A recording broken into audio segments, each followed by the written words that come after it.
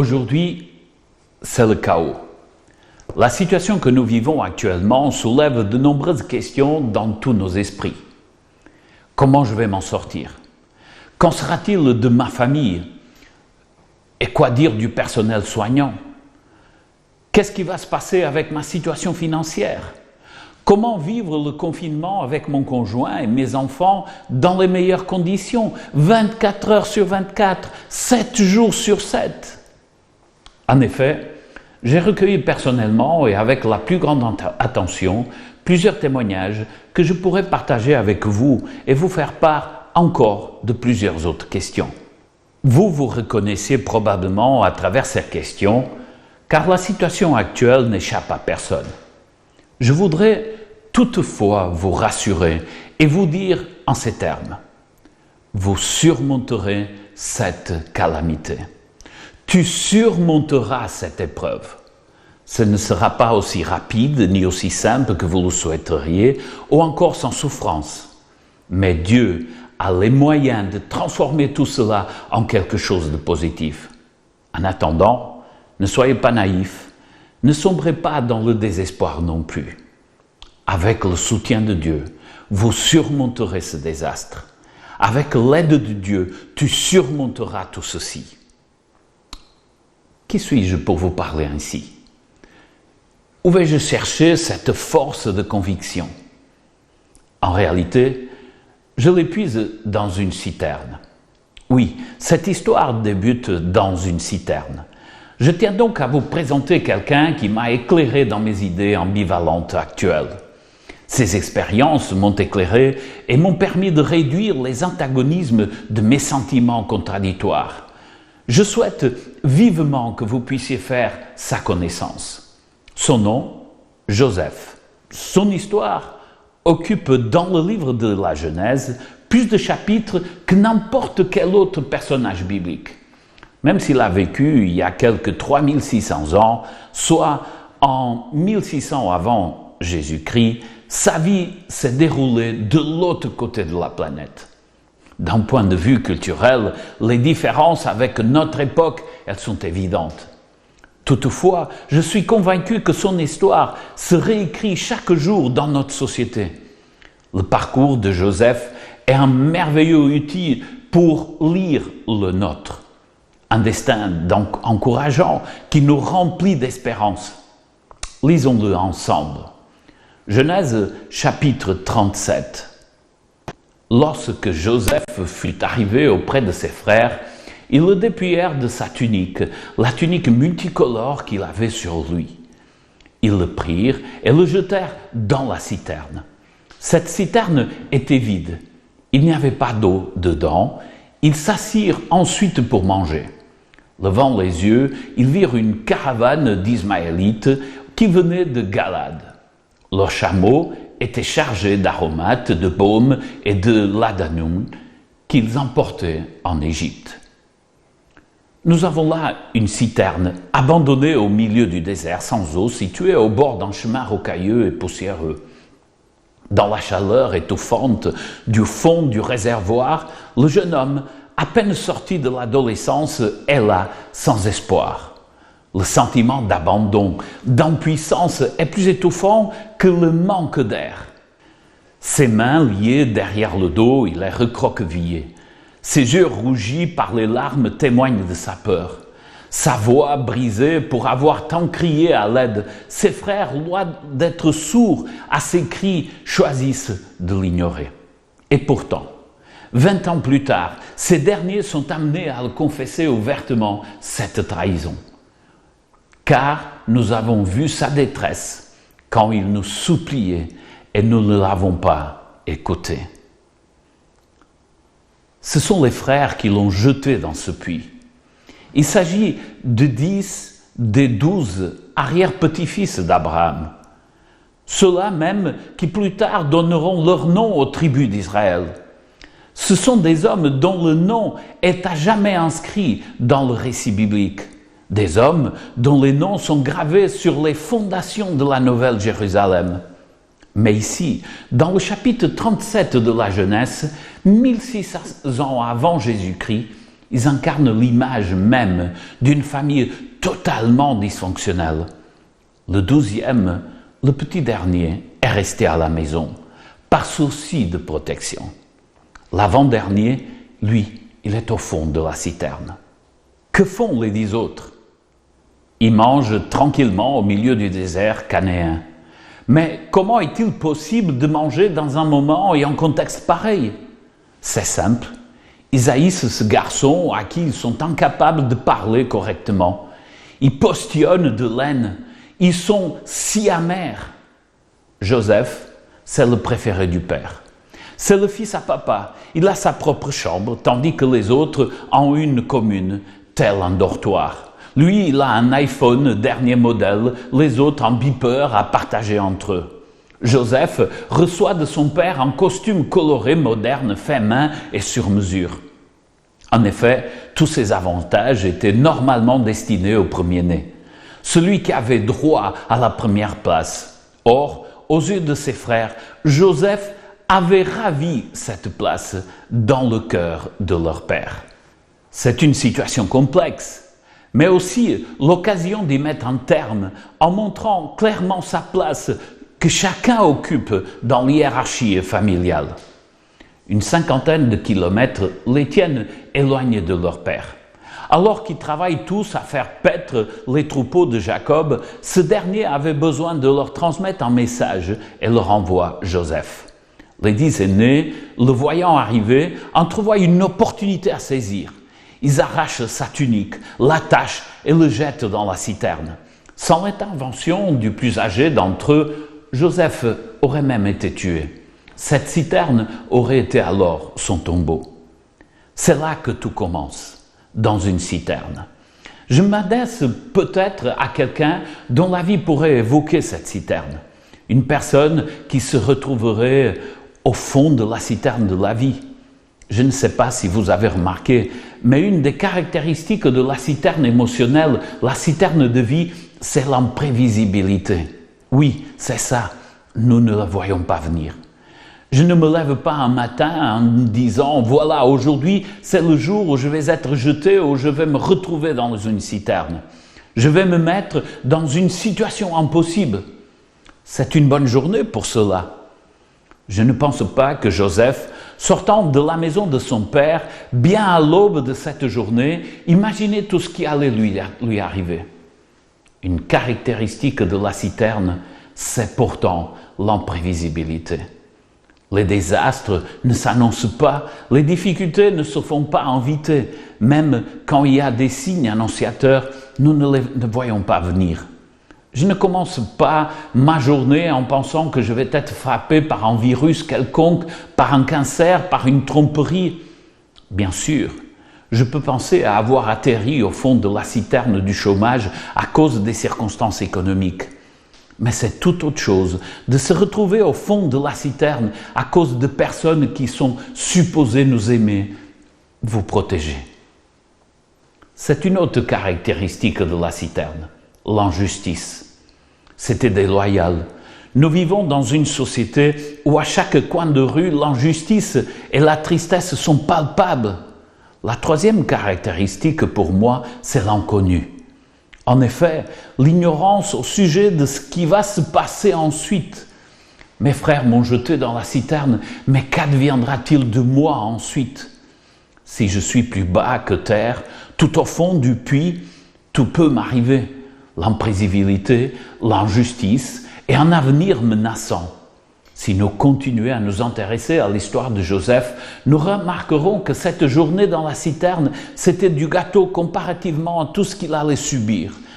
L'esclavage, la prison, les mensonges, les promesses faites uniquement pour le démolir, les punitions pour des actions qu'il n'avait jamais commises. Mais vous savez ce que je retrouve de plus remarquable chez Joseph? C'est qu'il n'a jamais baissé les bras. Il n'a jamais abandonné. Il ne s'est jamais désisté. Je n'ai pas trouvé en lui un grain d'amertume. Son cœur ne s'est pas endurci. Il a su, au contraire, trouver la manière de continuer à croire, de garder la confiance. Je suis un croyant de nature plutôt optimiste. Mais je me pose tout de même cette question. Comment Joseph a-t-il réussi à tout surmonter et à garder le cap de la confiance, le cap de la foi? J'ai découvert qu'en réalité, Joseph a partagé son secret avec nous. Pour être sûr que son outil nous parvienne et n'échappe pas dans une lecture rapide, superficielle, Joseph se propose de nous le dire très clairement à la fin de son histoire. Au chapitre 50 de la Genèse et le verset 20, il le dit « Le mal que vous comptiez me faire, Dieu comptait en faire du bien, afin de faire ce qui arrive en ce jour pour sauver la vie d'un peuple nombreux. » Ce jour-là, Joseph, au fond de la citerne, ne pouvait pas savoir qu'il allait être monté à la condition de gouverneur de l'Égypte et gérerait tout un empire pendant un épisode de grande famine et sauverait ainsi la vie de nombreuses personnes. Il n'avait aucun moyen de le savoir. Mais ce qu'il a dit à ses frères est une preuve de confiance totale. Le mal que vous comptiez me faire, Dieu comptait en faire un grand bien. Ce récit de la vie de Joseph a été écrit en hébreu et non en français. Ici, en français, le verbe qui apparaît 2 fois dans la phrase est « compter ». C'est une expression d'intentionnalité. Dans la langue originale, le verbe est « tisser ». Le mal que vous tissez sera transformé en bien par Dieu. Quelle image extraordinaire! Dieu est le maître tisserand. Celui qui peut entrevoir le motif final sur lequel le tapis de nos vies sera empreint. Pas Joseph, moi encore moins. Mais quand le mal arrive, Dieu peut tisser quelque chose de bénéfique. Si vous avez du mal à saisir cette image, en voilà une autre tirée de Genèse 50, verset 20. C'est l'image du maître constructeur. Dans la phrase « afin de faire ce qu'il arrive », notons le mot « construire ». L'image de Dieu marchant sur ce morceau de terrain vide sans aucune construction ou structure. Tout juste des briques, du sable, du ciment, les éléments nécessaires à la construction. Quelqu'un qui regarde de loin n'est pas capable de voir ce qui va sortir de terre. Parce que nous n'avons même pas les détails du plan. Mais Dieu prend un peu de ceci, un bout de cela, il assemble et il construit. En fait, c'est la même idée que nous retrouvons dans le récit de la création. Aujourd'hui, nous regardons notre société en plein chaos et nous demandons si quelque chose de bien pourra en sortir.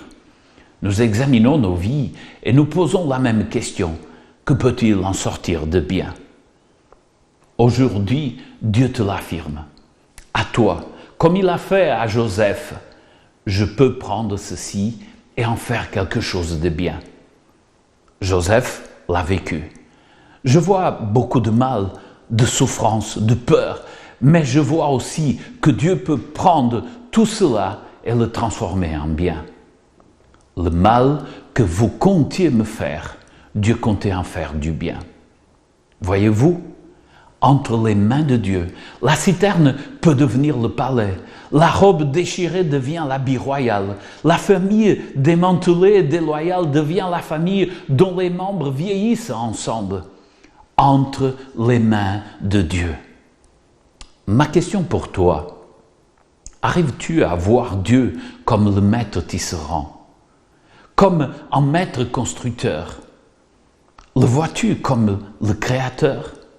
Si ce n'est pas le cas, je comprends les raisons de ton anxiété. Tu penses que la solution n'est uniquement qu'entre tes mains, que c'est toi qui dois tout réparer, avoir les solutions pour tout, que trouver la solution t'incombe uniquement et toujours à toi. Si ta vision de Dieu est inférieure à celle que tu as des problèmes, des défis ou des peurs, alors ce n'est pas étonnant. Mais par contre, si ta vision fait apparaître un Dieu grand, alors même le plus grand des problèmes sera petit à tes yeux.